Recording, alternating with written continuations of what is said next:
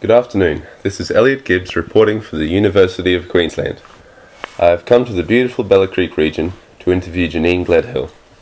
She is a resident of a rural community in the heart of the Murray Valley, 2 hours north of Brisbane. Recently, Janine, along with other members of the community, fought against and won a proposal to build a motorsports venue that would have backed onto their rural properties. Good afternoon, Janine.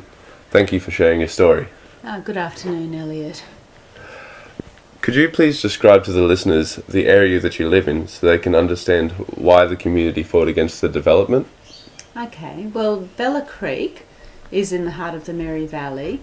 It's actually 15 minutes away from the closest little town, so it's in a fairly isolated area and it's very rural. There's a lot of trees, it's very peaceful. We have farming activities going on here. We have cattle farming, we have people who are growing ginger over the hill, we have quite a few smaller hobby farms, but it's very quiet, very peaceful, very beautiful, a really lovely place to live. Okay, and how did you feel when you first heard about the proposal to build the motorsports park behind your property? Well, the first thing I heard was just a report that somebody was interested in doing it, and I thought it was ridiculous because of where we are and the practicalities of it, so I ignored it. And then when I discovered that this person was serious, I was dismayed. I was dismayed and thought we've got to do something to stop this. Okay, and who was the person actually proposing the development? The person who was proposing it is a person who doesn't live in the valley, doesn't own land in the valley. He's a person who knows the landholder, and he's a building contractor from the Sunshine Coast.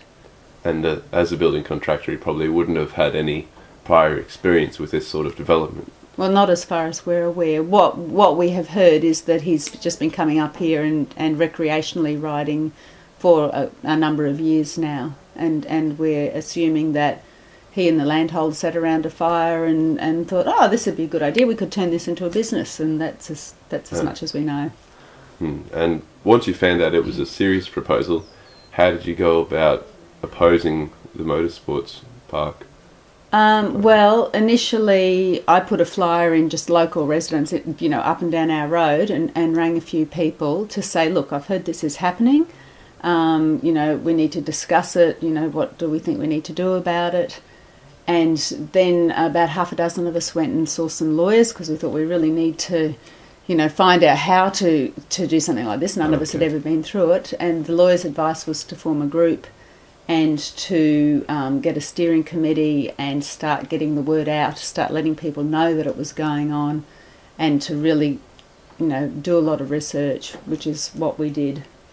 Okay, and from your research, what facts did you find to back up your argument against the proposal?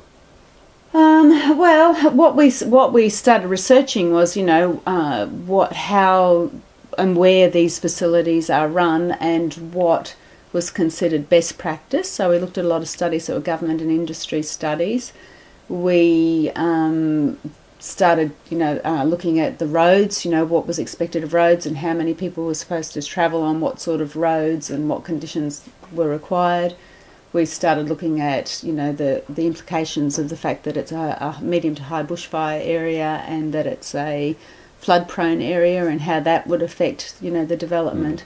So we collected a lot of information because we'd formed BRAG by this time. We'd formed the Bella Residents Action Group, and we had a steering committee, and we had people we had been nominated to do different tasks, and they were feeding it all back into the committee, all the information back into the committee.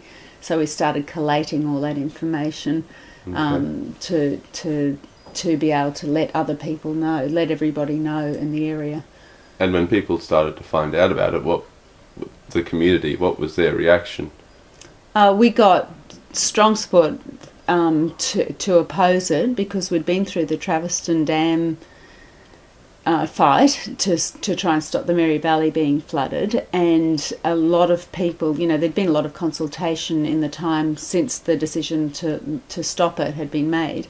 and people had really, thought about what they wanted as the future of the Mary Valley, and we all want to keep it as a peaceful rural environment, and this motorsports park was not in line with that at all. So we had a lot of support from the, especially through the Mary Valley and through our local area, as well as further afield as well. Okay, that's great. When the council refused the proposal, which of course they did, did they say on what grounds they refused it?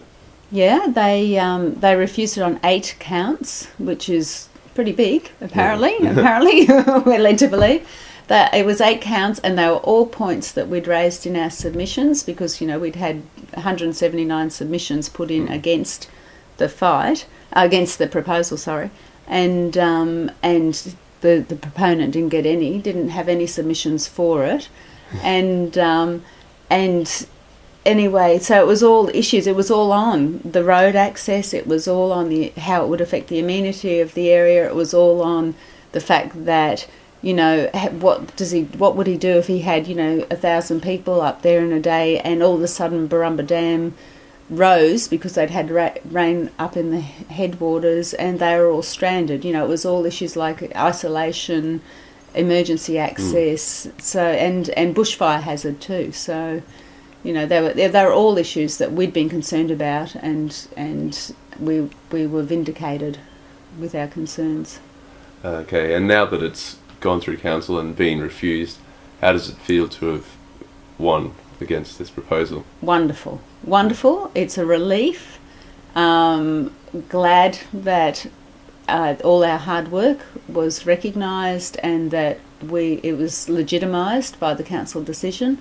And we're ready to party. So yeah, no, it's been a long, hard fight, but it was worth every minute of it. Righto. Well, thank you very much for sharing your story again. It's a pleasure. Thank you for asking.